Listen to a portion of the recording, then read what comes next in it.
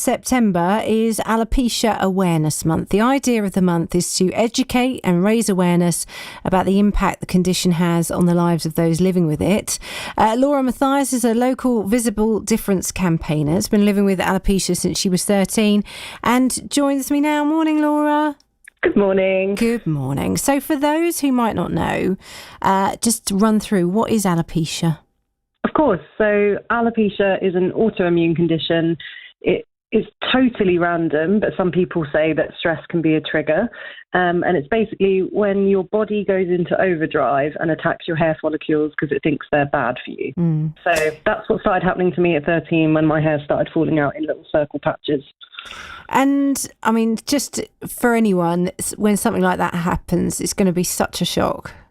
Yeah, I mean, I'd never heard of it. I'd never seen it. And obviously this was nearly 20 years ago now. So things hopefully are improving, especially with things like Alopecia Awareness Month. But I had never considered that as a 13-year-old, I could experience something like hair loss because nobody was talking about it. There's such a stigma attached to it.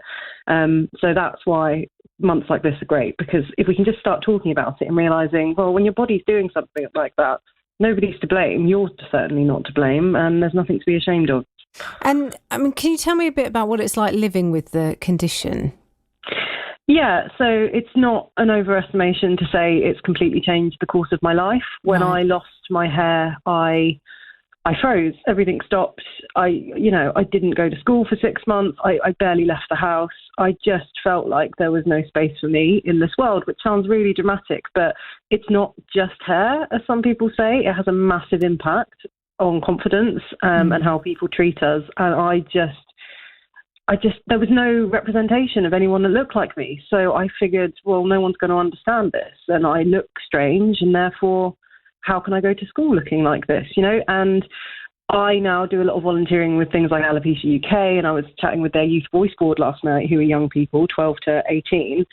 And unfortunately, things are still happening, where I was chatting to a girl called Chloe, and she was talking about how a teacher was telling her that she needed to wear a wig for her drama performance, otherwise she'd be marked down for presentation. No. I know, and it's just like, how is this still happening? How do we think it's acceptable when, our body, how we appear, lots of the time it's out of our control. So visible differences like hair loss, that doesn't affect who we are as people, but for some reason it really impacts how people treat us.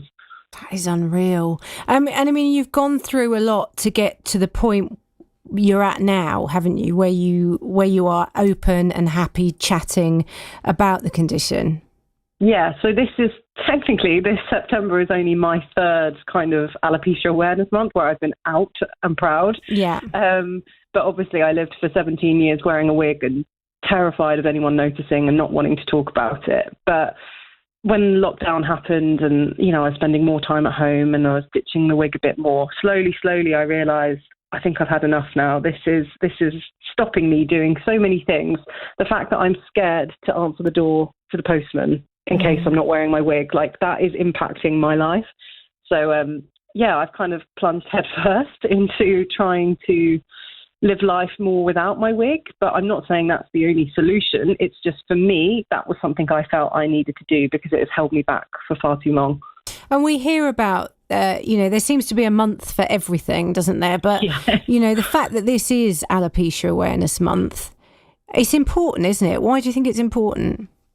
Yeah, so I always reflect on how before I'd come out, as it were, a colleague of mine joking, oh God, saying just that, there's a month for everything. Oh, apparently it's even Alopecia Awareness Month. Oh my God, they get a whole month. Why do they need that? And him saying that allowed me to say, well, funny you mentioned that. I actually have alopecia and I'm wearing a wig and I've never known how to talk to you about it. So I guess in that sense, it's really helpful.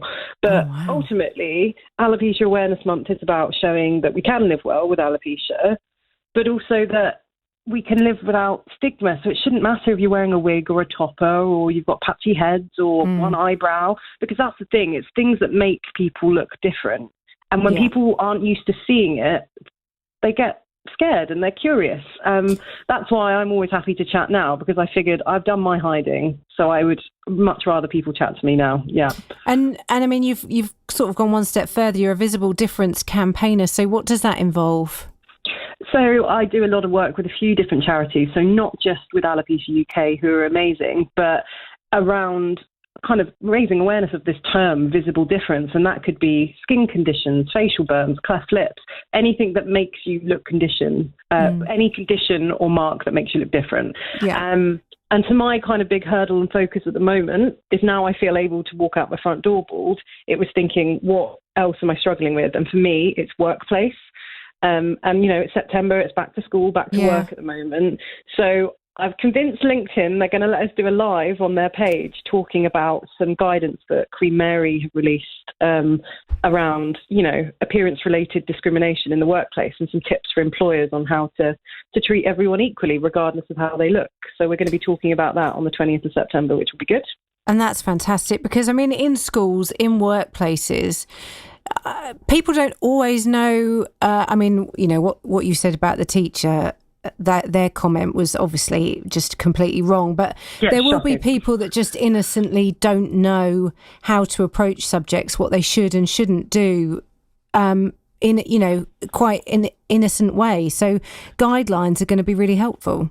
Yeah, guidelines are really helpful, but they're, guiding principles. It's about using your common sense as well. And it's great that you were talking about nicknames before this, because actually the advice you gave there around just nipping it in the bud and saying, like, it might be that, I don't like being called, a baldy, or I don't like my condition being referred to as a certain thing, but don't make an assumption about it. Just ask me and I'm happy to tell you. And then I expect my line manager to have heard that, understood it, and then not call me that thing anymore. Yeah. And, you've come to terms with it. And, it sounds like you're actually embracing it. And what advice would you be for someone going on their own alopecia journey, maybe if they're listening to this? I think it would be find your tribe, find your community, because like I said, 17 years, those first 6 months, not even leaving my house, thinking this was it, this was me over. And now I've walked London Fashion Week. I did a shoot with Kurt Geiger, which is going to come out this month for Alopecia Awareness Month. Amazing. And to be clear, I'm not a model. I'm just a person with alopecia. But when you find your tribe and you find people and you realise that actually you do have a story to share, your experience does matter, you realise you're not alone, and then everything becomes easier, just everything. Yeah, absolutely. And if people want to find out more about you and your campaigning, where's the best place for them to go, Laura? So I'm on LinkedIn at Laura Mathias, or on Instagram at Relight Alopecia. Thank you so much for chatting. It's always so lovely to chat, and hopefully someone listening might have, you might have helped them in some way, or they might be about to get the help that they need. So thank you. Thank you very much, and loving the new show and loving the new slot. Good stuff. Thank you. That's Laura Mathias, Visible Difference campaigner, joining us to discuss Alopecia Awareness Month. It is now 11:30.